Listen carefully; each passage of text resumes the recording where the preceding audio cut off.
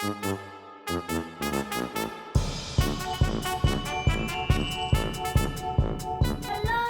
my fellow giggling babelfish. It's me. It's Daisy. And today, as I said last time, I'm going to talk about face masks, hence why I'm wearing this rather hideous mask. Oh, it's so much better without it, isn't it? I feel like I can breathe.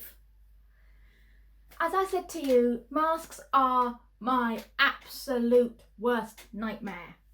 They kind of come underneath the sensory input thing for me. I'm extremely sensitive to touch, which, by the way, if you want to know more about what sensory input is about and how it works and what it works like for me, I don't know which way around it is, it's that way or that way, somewhere in the corner up here, there's a thing on sensory input, which you might like to watch.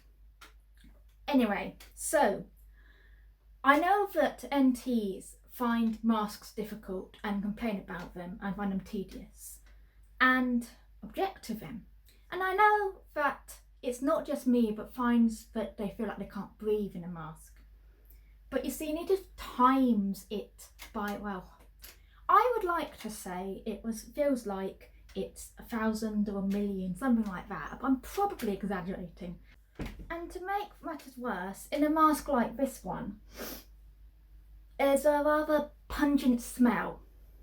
So you can see why the combination will make it claustrophobic, stuffy, difficult to wear, restricting for people like me. So, as promised, I'm going to tell you about how I've found I can make it more bearable to wear these things. Is everybody ready? Okay. Tip 1. Making the necessary job easier and more enjoyable.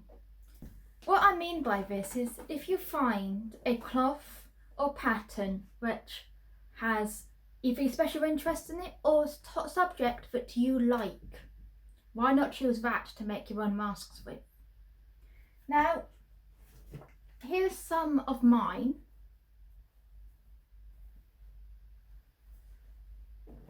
And as you may start to see, there may be a little bit of a theme here. Any guesses to what my special interest is? But if you haven't got a special interest or you're not autistic, you could just find your namesake, like this one. Or something that you really enjoy. Now, my mum hasn't got a special interest and Clint is not her namesake, but she likes Clint the artist, so why not? But the other option, of course, is you could just make it completely snazzy and make yourself feel posh and proud to wear one, like this one, which my mum bought for herself. Tip 2. Choosing the right kind of cloth or style. Now, this follows on from the last bit I talked about snazziness. I've lumped them together because they're kind of the same sensory wise. One removes the issue completely and the other makes the issue of sensory input a bit more pleasurable, let's just say. So you still don't know what I mean? Okay, let me explain. So, the kind of material can really have effect on your skin. Have you ever rubbed your nose with a piece of kitchen towel or a rough tissue lots of times in a day? Remember what that feels like? It stands to reason that if that feels like that, then a smooth, softer silk material can make it feel much better.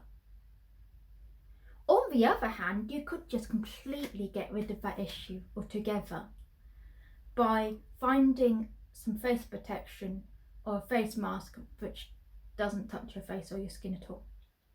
Like a face shield. Now, I found some online, and as you can see, they are all sorts of face shields. Tip 3. Finding accessories that can help you with this issue. Now, I have found 2. This and this.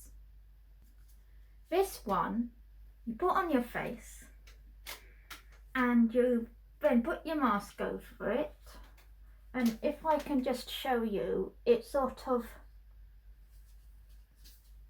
pushes it away. Now it does go on your face a bit, but it's much better than having to eat it. And this one goes behind your head here, and it pulls the elastic back so it's not on your ears, rubbing at it and pulling your ears. I'll show you off my head so that you can see sort of how it works.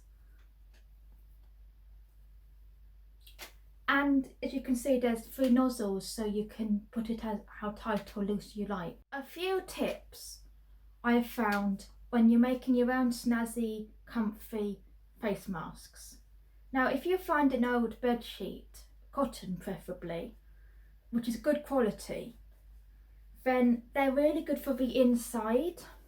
As you can see, this is what it is, and I can assure you it's really nice on the skin. If you have to eat your face masks, I'd much rather eat this than some kind of rough bag material. Now, the very last tip is kind of a mixture of all 3, and that is bandanas. Now, as I showed you earlier, this is my bandana mask, and as you can see, it's a cat, so it's my special interest. It's a really nice silky material. I'll just show you what it's like on here.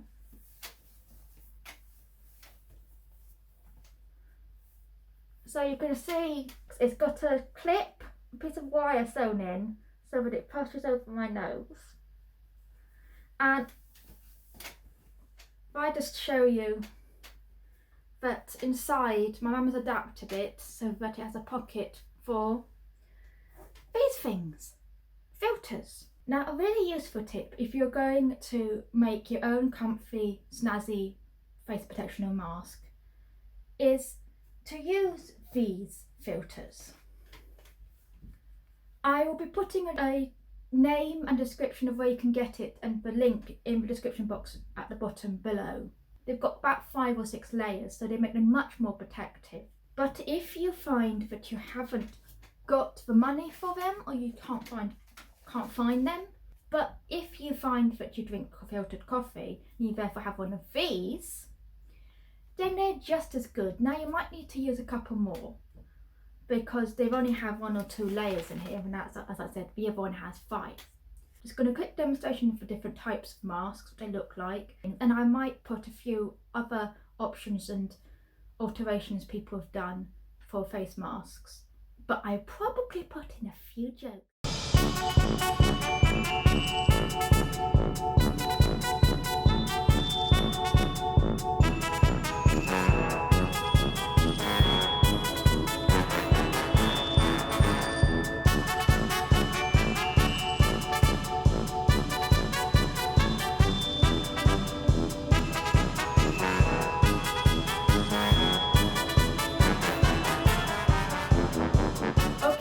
So next time I'm going to be talking to you about how I found during lockdown socialising on media and on chat groups so much easier than in person, and why.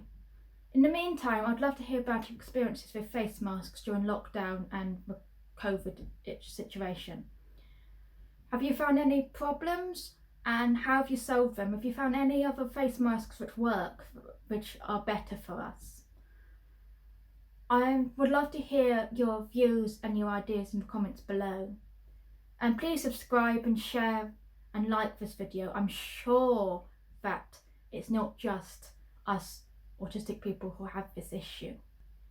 And I need to wash all these masks which are contaminated, so I will see you next week.